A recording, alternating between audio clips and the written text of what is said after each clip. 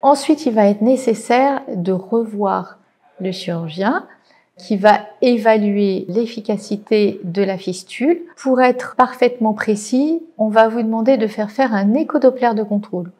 L'échodoppler va permettre de déterminer le débit de la fistule. On a besoin que le débit de la fistule soit un minimum de 500 ml/minute pour pouvoir réaliser une dialyse efficace. Parce que dans la machine de dialyse, il faut faire circuler le sang avec un débit suffisant pour pouvoir le filtrer efficacement. Donc l'échodoppler va mesurer le débit. Il va aussi mesurer la profondeur très précisément. Il permet de mesurer exactement la distance entre la peau et la veine parce que quelquefois, la veine est trop profonde.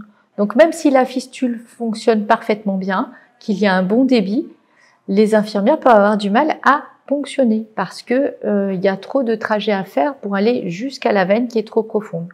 Dans ce cas-là, on va vous proposer de faire une superficialisation, c'est-à-dire ramener la veine un petit peu plus en surface, juste sous la peau, pour que ce soit beaucoup plus simple de ponctionner. Il est très important non seulement que la fistule fonctionne, mais aussi que ce soit très facile à ponctionner pour que ce soit confortable pour vous et pour les infirmières.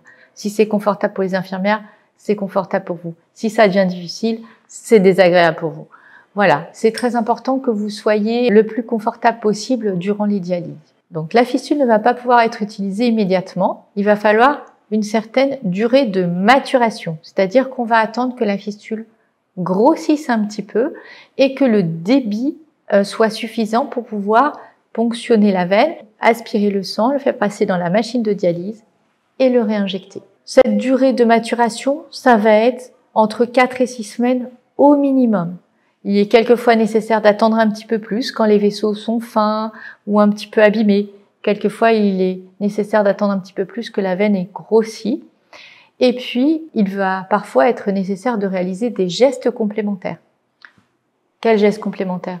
Quelquefois, la veine va se rétrécir. Dans ce cas-là, on va avoir besoin d'augmenter un petit peu son calibre. Ça peut se faire en passant un ballonnet à l'intérieur. C'est ce qu'on appelle une fistulographie avec une dilatation.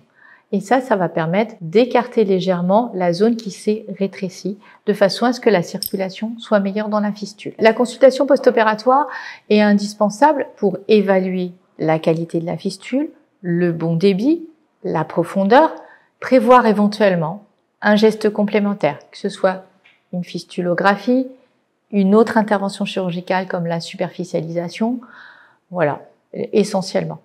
Ça va permettre aussi de bien repérer le trajet et éventuellement de faire un dessin tout le long de la fistule de façon à ce que les infirmières aient une bonne idée du trajet de la fistule et puissent plus aisément choisir les zones de ponction. Comment ça va se passer les ponctions? Les ponctions, elles vont être réalisées par les infirmières de dialyse. Les infirmières de dialyse vont devoir deviner le trajet complet de la fistule. La ponction se fait sur le trajet de la veine. Donc la veine, elle est là où elle était initialement, mais elle va avoir grossi un petit peu du fait de l'artérialisation, du fait qu'on les relie à une artère. Ça va l'avoir fait grossir un petit peu et il y a des zones qui peuvent être plus accessibles, plus faciles à ponctionner parce qu'elles sont plus en surface, qu'elles sont plus droites, plus simples. Nous allons faire en sorte d'aider les infirmières à choisir les meilleures zones de ponction pour que tout se passe au mieux quand on va devoir débuter la dialyse.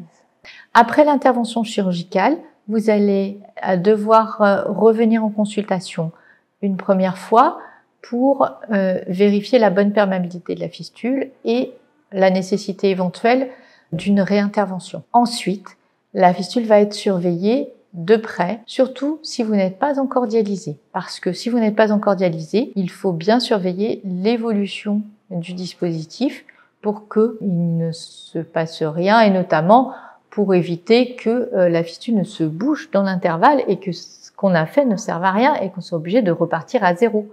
Donc on va vous surveiller de près.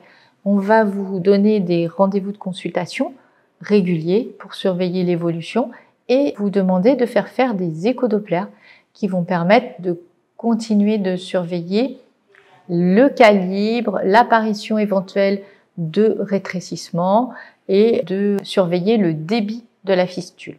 Quels sont les risques lors d'une création de fistule artérieuse-veineuse? Le risque essentiel, c'est que la fistule peut se boucher, ça peut ne pas fonctionner. Alors pourquoi ça se bouche? Parce que les vaisseaux, ils peuvent faire des caillots. Tous les vaisseaux peuvent faire des caillots. C'est ce qui se passe quand on fait une phlébite ou des choses comme ça. Bon, là, la situation n'est pas dangereuse comme une phlébite. Mais par contre, s'il y a un caillot qui se forme dans la fistule, eh bien la fistule va pas fonctionner. Donc, si elle fonctionne pas, on va être obligé de recommencer.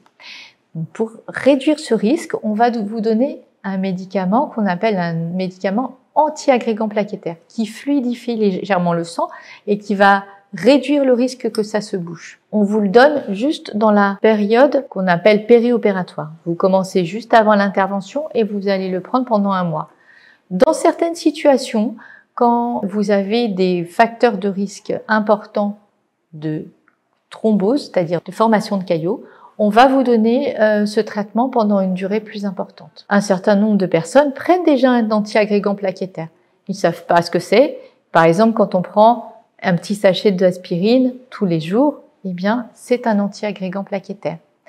Voilà, dans ce cas-là, on ne vous donne rien d'autre. Vous avez déjà quelque chose qui permet de fluidifier le sang et qui permet donc de réduire le risque de thrombose. Quels sont les autres risques? Il y a toujours un risque d'hématome. Ça, comme dans toute intervention chirurgicale, il peut toujours y avoir un hématome post-opératoire. Quand cet hématome est vraiment trop important, on est quelquefois obligé de refaire une petite intervention chirurgicale de façon à évacuer l'hématome. L'infection post-opératoire. Il est extrêmement rare d'avoir une infection post-opératoire après une création de fistule artério-veineuse car nous n'utilisons quasiment aucun matériel étranger à part un tout petit fil extrêmement fin. Cela comporte très peu de risques infectieux. Cependant, pour réduire le risque d'infection, on vous donne une injection d'antibiotiques qu'on appelle l'antibioprophylaxie. Il est important d'avoir signalé si vous faites des allergies aux antibiotiques. On vous aura posé la question en consultation de chirurgie, en consultation d'anesthésie et on vous l'aura reposé le jour de l'intervention chirurgicale. Donc voilà, si vous avez le moindre doute, n'hésitez pas à dire que vous faites éventuellement des allergies de façon à ce qu'on puisse vous donner une autre classe de médicaments.